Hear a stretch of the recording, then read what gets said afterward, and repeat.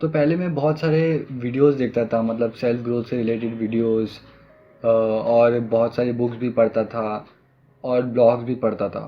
तो ये सब पढ़ते समय मुझे अच्छा तो फील होता था कि मुझे ऐसा लगता था कि मैं ग्रो हो रहा हूँ, मैं आगे बढ़ रहा हूँ, मैं रोज़ रोज़ कुछ नया सीख रहा हूँ। लेकिन उसके बाद जब मैंने याद करने की कोशिश की जो मैंने सीखा था, तो मुझे ज़्यादातर चीज़ें याद नहीं रहती थी। मतलब बहुत सारी चीज़ें मैं भूल जाता था जो भी मैं पढ़ता था या सीखता था। तो मुझे लगा कि यार ये क्या हो रहा है, मुझे लगा तो मैं तो सीख रहा हूँ, लेकिन अगर मैं सुबह में कुछ पढ़ा हो तो शाम को मुझे शायद ही वो चीज़ कुछ याद रहेंगी कि मैंने आज ये पढ़ा था।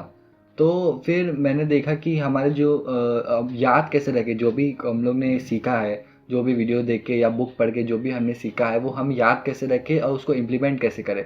इसलिए मैंने थोड़ी सी वीडियोस देखी और थोड़े से ब्लॉग्स रीड किए और आर्टिकल्स रीड किए, और मुझे मुझे पता चला कि आपको लिखना पड़ेगा सबसे पहले। कि आपको लिखना पड़ेगा जो भी आपने सीखा उसको आपको समराइज़ करके लिखना पड़ेगा कि ठीक है, मैंने इतना लंबा वीडियो देखा, उसमें ये 4 पॉइंट थे जो मुझे करने हैं।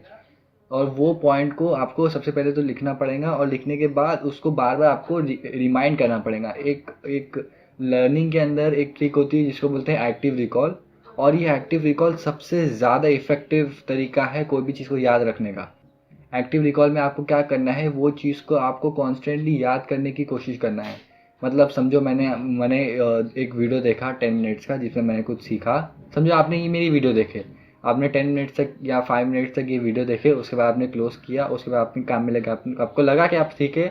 लेकिन उसके बाद जब तक आप याद करोगे नहीं कि ओके, मैंने आपको क्या करना है, आपको अपनी वीडियो बंद करना है और उसके बाद याद करना है। वीडियो को पॉज़ करने के बाद आपको याद ठीक है, ये चीज़ इसने बोला है करने के लिए।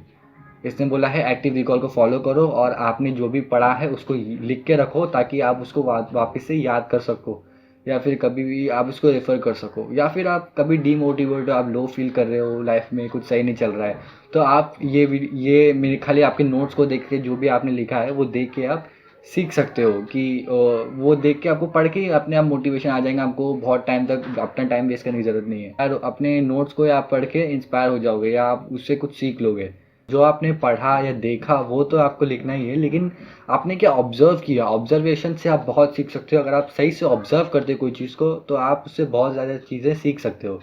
तो आपने जो भी ऑब्जर्व करके सीखा, जो भी आपके सराउंडिंग में जो भी चीज़ें हो रही है वो देख के आपने कुछ सीखा, तो आपको वो सबसे पहले लिखना होगा कि ठीक है, ये मेरे साथ मेरी लाइफ में ये चल रहा है, और मैंने इससे ये सीखा। तो वो आपको लिखना बहुत ज़रूरी है, क्योंकि लिखोगे तो वो आपके न्यूरॉन्स और स्ट्रॉन्ग हो जाएंगे। सबसे पहले तो आपको याद करना पड़ेगा लिखने के लिए कि सीखने के लिए मैंने क्या सीखा। आपको जितनी भी चीज़ें हुई उसको समराइज़ करके, ठीक है, तो इससे ये निकलता है कि मुझे हमेशा ये करना चाहिए, अगली बार अगर ऐसा कुछ हुआ तो मुझे ये करना चाहिए। तो सबसे पहले उसमें आपका एक बार एक्टिव रिकॉल हो गया कि आपके माइंड को एफर्ट करना पड़ा वो चीज़ को याद करने के लिए। और जब भी आपका माइंड कुछ चीज़ को करने के लिए एफर्ट करता है, समझो आपकी बॉडी बनाने जा रहे हो, आप जिम जा रहे हो, तो आपकी मसल पे भी स्ट्रेस पड़ता है ना, एफर्ट होता है, आपको एफर्ट देना पड़ता है, आपकी मसल दुखती है बाद में, मतलब स्ट्रेस होता है आपकी मसल पे, तो ही आपकी मसल ग्रो करेंगी। तो आपके माइंड का भी ऐसा होता है, जब आपके माइंड के ऊपर कुछ भी हार्ड वर्क लगेगा, कुछ भी स्ट्रेस पड़ेगा, तो वो चीज़ को याद करेगा। कि आपको माइंड को कॉन्स्टेंटली रिमाइंड करना है कि मैंने क्या सीखा, मैंने क्या सीखा, हर टाइम बोलना है मैंने क्या सीखा। तो आपका माइंड आपको याद दिलाएगा कि ये सीखा, और वो आपके जो न्यूरॉन्स कनेक्शन है वो और ज़्यादा स्ट्रांग हो जाएंगे। जो उसके बाद जब आप सोओगे तो सोने के टाइम पे तो वो और स्ट्रांग हो जाएंगे, उसके बाद वो भूलने के चांसेस आपके कम होंगे।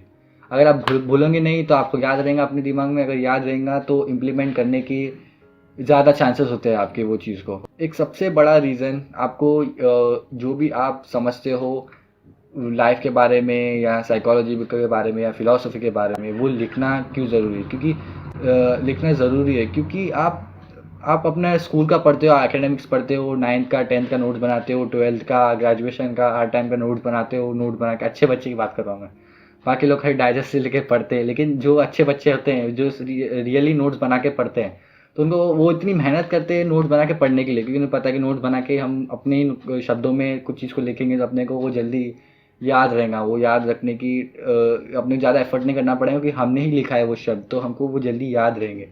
तो आप अगर एकेडमिक्स में इतनी मेहनत करके नोट्स बनाते हो तो ये तो आपकी लाइफ भर काम में है। एकेडमिक्स आपकी ज़िंदगी भर ज़्यादातर चीज़ें जो भी आप स्कूल में पढ़ोगे वो काम में नहीं आएगा, लेकिन आप जो भी सीखोगे लाइफ के बारे में या कुछ भी, वो आपको सही में काम में आएगा। तो जो चीज़ रियली में काम में आने वाली है, तो उसको तो लिखना बहुत ज़रूरी है ना, उसको तो समझना बहुत ज़रूरी है ना। तो यही मेन रीज़न रखो कुछ भी लिखने के लिए या नोट्स बनाने के लिए, कि मैं एकेडमिक्स के लिए इतने सारे नोट्स बनाता हूँ, तो यार मेरी ये चीज़ तो मेरी ज़िंदगी में सही में यूज़ होने वाली है। मुझे इसको लिख के रखना चाहिए ताकि मैं इसको बार बार एक्टिव रिकॉल से बार बार याद करूँ, और मुझे मुझे याद रहे कि मुझे ठीक है ऐसे सिचुएशंस में ये करना है। तो अगर आपको ऐसा विश्वास हो गया होगा कि ठीक है, जो भी आप समझते हो उसको लिखना ज़रूरी है और उसको एक्टिव रिकॉल से बार बार याद करना ज़रूरी है, तो मैं आपको बताता हूँ कि वो प्रोसीजर कि आपको कैसे फॉलो करना है। कि मैंने भी ये चीज़ को अप्लाई किया था, मैंने भी लिखने की कोशिश की थी, और मेरे साथ मेरा एक्सपीरियंस क्या था कि मैंने जो भी सीखा 1-2 हफ्ते में पिछले, तो मैंने उसको लिखने की कोशिश की थी, और मेरे साथ क्या रहा मैं आपको अभी शेयर करता हूँ। तो सबसे स्टार्टिंग में जब मुझे ये चीज़ का पता चला कि ऐसा करना है, तो मैंने फिर ठान लिया कि ठीक है कि मुझे अभी जो भी मैंने सीखा वो मुझे लिखना है। तो स्टार्टिंग में ये बहुत हार्ड था।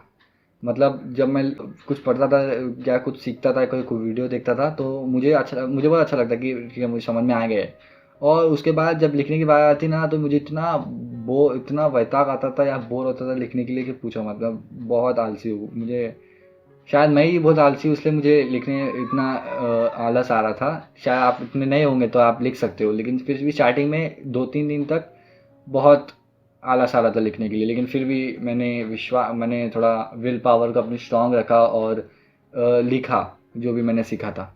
और स्टार्टिंग में तो मैं पेन पेपर से कोई भी पेन पेपर या कोई भी डायरी में लिखने की कोशिश करता था। और कभी कभी मैं बहाना बनाता था कि अभी डायरी तो नहीं है या पेन भी नहीं है, मैं तो बाहर हूँ, अभी बाहर मैंने खाली मेरे पास फ़ोन है, तो मैं क्या करूँ, मैं नहीं लिख सकता। तो मैं बहाना बनाता था और लिखता नहीं था।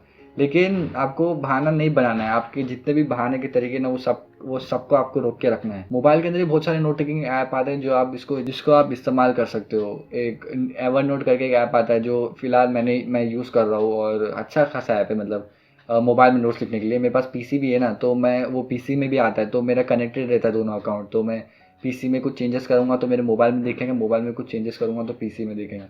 तो अगर आपको पेपर पेन मिलता है तो ठीक है, अगर नहीं मिलता तो भी आप मोबाइल में भी अपने नोट्स लिख सकते हो। मैंने कुछ भी सीखा तो अपने आप मेरा सबकॉन्शियसली मैं डायरेक्ट बीच का बटन दबा रहा था और डायरेक्ट अवेयर नोट पे जा रहा था अपने आप।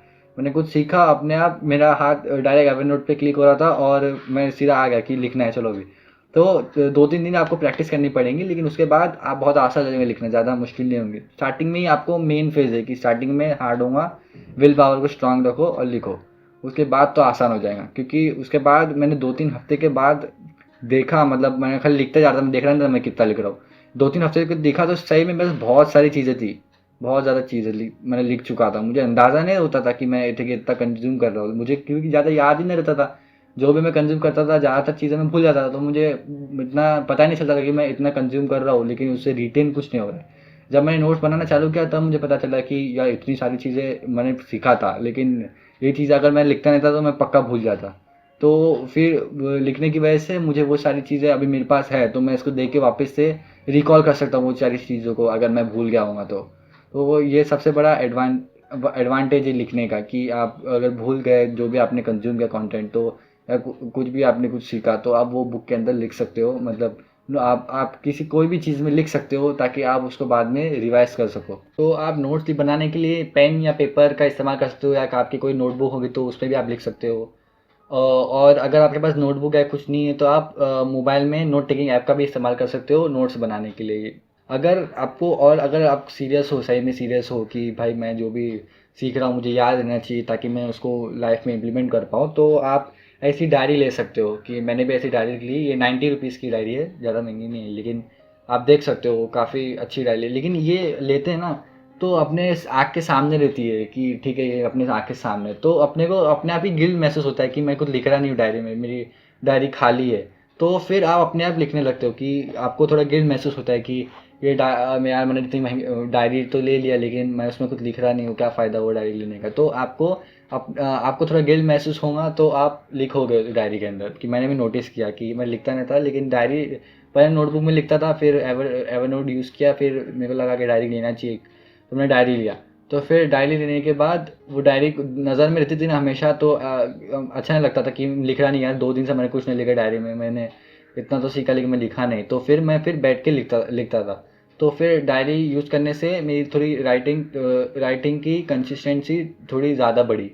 तो आज के एपिसोड में बस इतना ही। अपनी लर्निंग को हमेशा मेंटेन रखें और अपनी अंडरस्टैंडिंग को हमेशा बढ़ाते रखें और अपने माइंड को हमेशा क्यूरियस रखें। Thanks for watching. बाय।